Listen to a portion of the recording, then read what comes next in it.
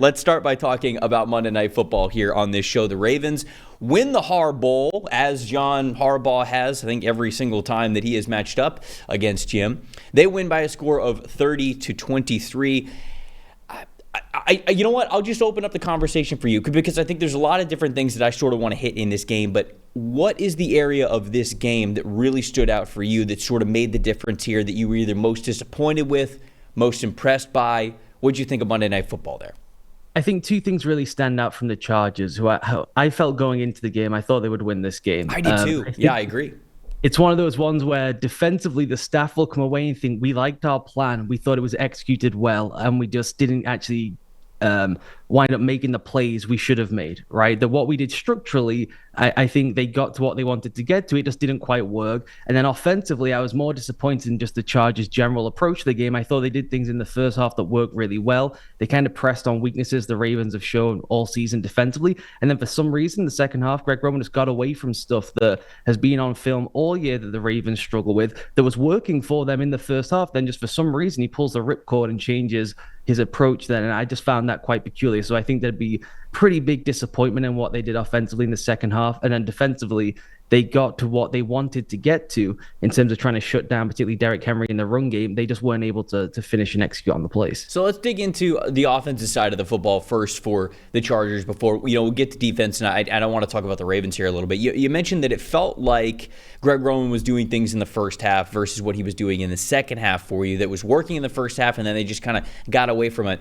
I'd love to hear what exactly that was that you were thinking of, just their overall offensive philosophy and some of the things that they were doing, and then go into a little bit of that coaching mindset, I think I should say, because we ask coaches all the time, like, oh, you got to adjust, you got to stay one step ahead, and then, was this an instance of they were just trying to do that, or can you find a rhyme or reason to why it kind of sputtered towards the second half and they weren't able to move the ball? What'd you think, and just dive into that a little bit more? Yeah, I can't find the reason myself. The main thing is the Ravens' big issue this season has just been communication. And usually when you talk about communication, it's motion or shifting, right? Or some kind of something the offense can do to change the picture on you. Everyone has to communicate and the communication falls apart. And the Ravens have had those issues, but for the most part, they've really just had issues in base offense, particularly when they face some kind of bunch, some kind of unbalanced formation. Their rules are just really wonky. They can't get on the same page. They've given up so many explosives all season and way more than anyone else against bunch formations for the most part.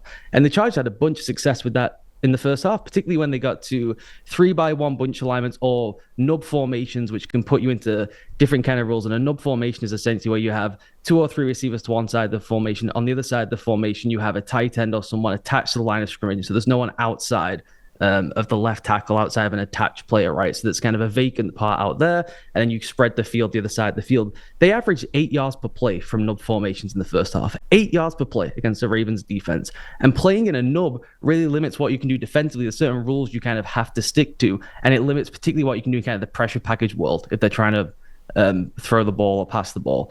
So they were able to, I think, make the Ravens more predictable. They were able to challenge those bunch rules. 3 of their big explosives in the first half, the 3rd and 13 pickup, the crazy Justin Herbert throw that got them 3 points at the end of the half, right, to kick a field goal. That came from a stacked alignment. So they did the things that press on all the issues the Ravens have had. And then you get to the second half, and that just vanishes out of the game plan. There's no more nub looks in the entire second half. The bunch rate drops dramatically. They barely get to it in the fourth quarter when they're playing catch up. And it's just a strange one where they've proven they've had success against something the Ravens have struggled with all season. And when you get into just more of a 2-by-2 static spread base, which I'm cool with, is like, that's our Justin Herbert offense. I get it. Put him in the gun. Let him play point guard. He's so gifted, so talented. He can hit every throw. That all makes sense to me. But when you don't trust Palmer, when you don't trust Johnson, when they're dropping the ball all the time, and when you just allow the Ravens to be more comfortable by saying, we can now get to everything we want defensively. The thing we do is a wild card, right? That we can have every single look we want. We can get to every single pressure package we want. They just kind of gifted that back to them after forcing them to kind of shelve it for much of the first half. So I just thought it was a really strange, peculiar move. And I get what you're saying. Do you want to adjust and stay ahead? But if you're pressing onto something they've struggled with all season, it's not like it was a one-game thing, right, where they had some issues and you're trying to stay ahead of the thing. They've had difficulties with this no matter who they put out there defensively. And to just bail away from it, I just found peculiar. Yeah, Justin Herbert in this game, 21 for 36, 218 yards. As somebody who had a ticket for Justin Herbert's over passing yard total, I thought we were hitting this bad boy at half. I was like, wow, okay, first half, they're able to move the ball pretty well, more than halfway there towards his over total. And then, you're right, it felt like it just sort of came to a screeching halt. I'm looking at things now, and if you take throws of 15 yards or more, which is and it was a talking point going into this game because of what you said, the Ravens have been one of, if not the worst team at defending the deep ball so far this season, depending on sort of what you look at and how you categorize that. The Chargers, 3 for 5 in those areas of passes of 15 or more yards in the first half. It was going well for them. In the second half, they were just 2 for 9. So just not very successful even doing that. And so I kind of throw it back to you to say, all right, well, we like the first half game plan. And perhaps it was just a matter of, hey, we want to stay ahead of the game. We don't want to keep doing the same things because we know that John Harbaugh is an experienced coach. We know they got an experienced coaching staff with the Baltimore Ravens. We don't want to keep trying to do the same things in the second half. We've got to evolve. We've got to play the chess match. We've got to get in front of this. So we're going to change it a little bit. We had success with our first half game plan. What's going to be the second half game plan? In your opinion, was it... You can say that, okay, we wish that we would have done some of the things that we did in the first half a little bit more. I think that certainly hindsight would tell you that they could have benefited from that. But was the failure of success in the second half, was it less to do with sort of what they were calling and more of just the execution of it? Because you mentioned all the drops on the team. I mean, Quentin Johnston, the 3 drops that he had in this game, it was just one of the poorest performances for a wide receiver that we're going to see this season. Trey Palmer not really set. Really just outside of Ladd McConkey, it felt like they didn't have anybody. So was it more of, hey, I could see what Greg Roman was thinking here. They just didn't have the guys to be able to execute it in your head? Yeah, I think it's just a difference in how you would approach the game. I totally understand saying we want to play more matchup ball. We think they struggle on the back end. We're going to go after Wiggins. That was a big thing they clearly wanted to get to in the second half. But like you said, if you don't trust the players and you're running kind of a players, not plays type system, right? Let's spread the thing out. We'll play matchup ball, go one-on-one.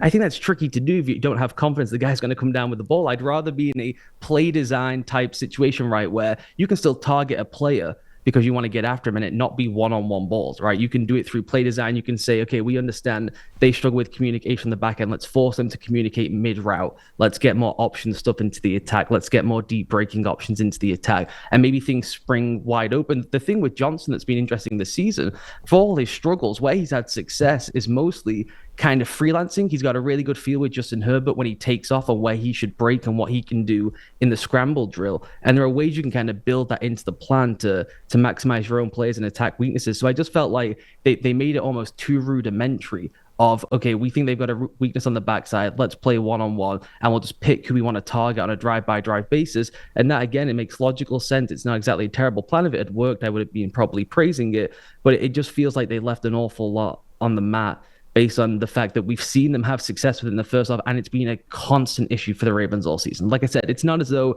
they just hit on something in the first half and it wasn't going to be sustainable. This has been an issue for the Ravens for weeks and weeks and weeks and weeks, and they've tried to make every adjustment possible, and none of it's worked. When you look at the Chargers' run defense, because I want to flip to the other side of the ball, that was a big reason why I felt like the Chargers were going to win this game. It was an opportunity to really bottle up what the Ravens really wanted to do.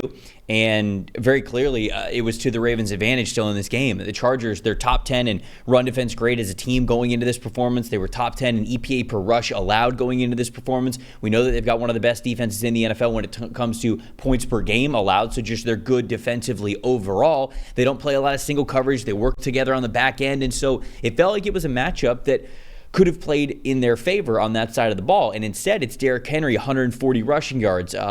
Justice Hill has got 55 rushing yards on only 4 carries. And then Lamar Jackson doing what he can do on scrambles. We saw the touchdown that he got. This was just so much. You know what? I'll give the Ravens credit. I will say, because there's 2 ways you could have said this. This could have been an impressive performance from the Ravens rushing the football, or you could have more said it was a disappointing performance from the Chargers' run defense. I felt as though it was much more of the Ravens and impressing than it necessarily was a major failure from the Chargers on that side of the ball. But with that being a major talking point of kind of what happened in this game and how the Ravens were able to win it, what did you think of that battle between the Ravens run game and the Chargers run defense? Yeah, I mentioned earlier, I think when Jesse Minter goes back, when he pauses the film, right, when the handoff is given, I think he's going to be like, that is what I wanted it to look like, right? They basically play with a light box intentionally, right? They want to invite the run. And they set their defense in a way which is we want one penetrator off the ball on every snap, right? Usually it's Tarp, but it can be anyone else. And then we just kind of build a 6-7 man wall with everyone flowing down so quickly. And we hope there's some penetration. Someone has to stop their feet, change the point of attack. And then we've got this huge wall built where we can just collapse down as a unit rather than everyone having to make one-on-one plays. And so when he pauses it, I think he'll be pretty happy that they got to what they wanted to get to. They just couldn't finish plays. Derrick Henry averaged 5.5 yards after contact. That is an absurd amount. Okay, it's Derrick Henry. Playing him one-on-one in the box, probably not the smartest idea, I guess, but there's not much more you can do in kind of just a numerical sense. They just couldn't finish stuff. The Justice Hill, the 51-yard touchdown play, is a one-on-one tackle in space, right? You get to a solid enough look, probably not ideal, but one you hope you can fit and finish the way they have done for much of the year. You miss that tackle. It's a huge explosive play that basically caps the game against you. So it was a really tricky one. I thought that the approach was not one that we've seen people have success with the Ravens this year, but that is how they play, and they've been so successful with it all season long that it made sense. And they were able to, I thought, crease and dent the offensive line up front a whole bunch. There was a ton of plays where guys just in the backfield, and Henry's just making guys miss, stiff arm, extending runs, and then just pounding on people at the second and third level. So it's a really, really tricky one to pull apart, right? Should they have just wholesale changed their identity for 1 week to try and stop Derrick Henry? You could make that case. Or have they been successful with it all season? There was plenty of opportunities to go make plays. They just couldn't execute and tackle well enough in space. I felt like it was a really good complementary game plan from Todd Monken and what the Ravens wanted to do. Now, obviously, what you're saying could have been true where, hey, the Chargers actually had them in opportunities where they could have stopped them, but because they didn't, because the Ravens were able to make the plays, I know it's certainly deeper than the box score, but when you look at the box score, like this is the results that you kind of want here. You want Derrick Henry over 100 yards. You want Lamar Jackson to get involved in the rush game. Passing, Lamar Jackson, okay, he didn't light the world on fire. It wasn't a 300-yard passing game, but it was efficient from him. 16 for 22, 177 yards and a touchdown, and he had obviously the big touchdown throw to Rashad Bateman.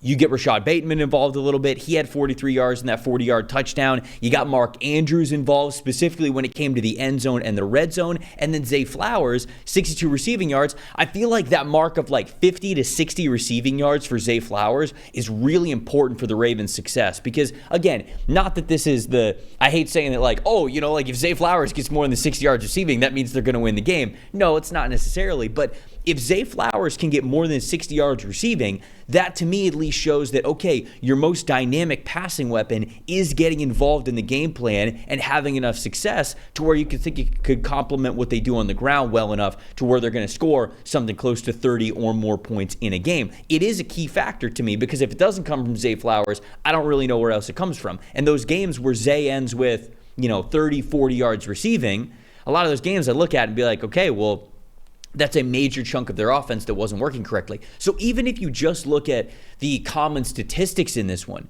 to me it feels like I could have read that off and been like, outside of Lamar having sub 200 yards passing, especially with the touchdowns labeled though, I would have been like, all right, Ravens probably won this football game, basically against almost every team in the NFL because they played the offensive script the way that they needed to. And obviously on defense, they were able to step up a little bit more than they thought in the second half. So that's my thoughts overall on kind of how the Ravens played. It felt like that was a very complimentary offense from Monken from start to finish. Yeah, I think that's their ideal offense, like you said. And it's funny because this may be the jet lag talking, but even if you saw Zay Flowers had 130 yards, I think you think, okay, were they out of their game script? That doesn't feel like base Ravens offense, Sure, right? Right. Oh, they must have fallen behind. They're trying to gun it and they got to pick up big chunks to Zay. When he's nestled in that like 60 to 70 yard thing, it's like, oh, they were a machine and they were rolling over people. And that is exactly what happened. Yes. So I think that's true. And I got to say, in this game, Todd Monken dusted off like 3 plays that were old-fashioned Greg Roman plays. And I know they've kept all that stuff in the book anyway, but it was such beautiful trolling. The Lamar touchdown run ripped straight from Greg Roman. It felt like he was just showing, look what you could do when you have these guys and maybe you add some more to the attack. It feels like they can kind of get to anything they want on a week-to-week basis. I know that they sometimes play down to certain teams. They got last week by the Steelers, who just had an exceptional game plan we talked about to kind of unstick everything. And maybe that is just the approach you've got to use against the Ravens, which is just sell out so much on first and second down, send the entire house, and then bail everyone out on third down, just hope Lamar makes some mistakes, either misreading things or turning the ball over. Because when they can just play ahead of the chains or on schedule, you have obviously the run game to deal with. You mentioned Zay, particularly in the RPO world, is where Zay really thrives, because you can just kind of cheat his leverage slightly, give him a chance to go and attack space, and then Lamar can just go and create off schedule too, which he did so well last night when they really had him when they really needed him to go and bail them out and go make a play with his legs, or moving to throw or moving to run. He could do that for them too. So I feel like that is what they would put up as a posters, like, this is what we want our offense to look like in the postseason. That was a postseason caliber defense. We're able to run all over the thing, and then we can pick our spots when it's taking shots down the field.